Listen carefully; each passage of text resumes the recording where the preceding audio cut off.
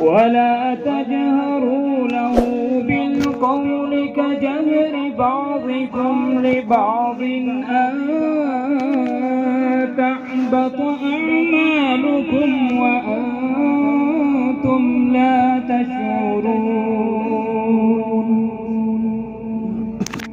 إن الذين يغضون أصواتهم عند رسول الله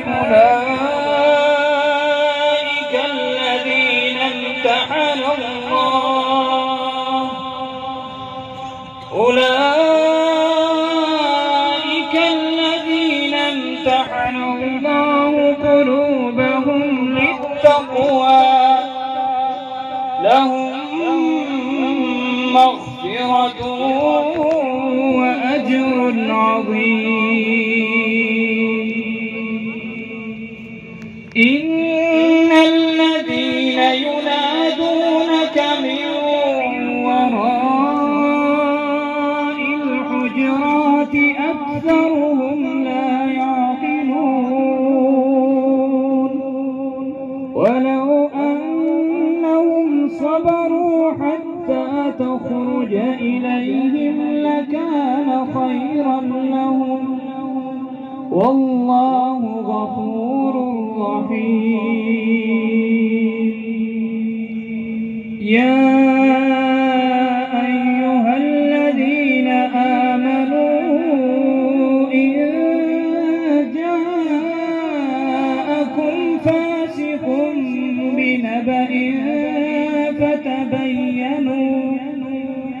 فتبينوا أن تصيبوا قوما بجهالة فتصبحوا على ما فعلتم نادمين.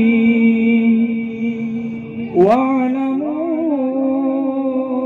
أن فيكم رسول الله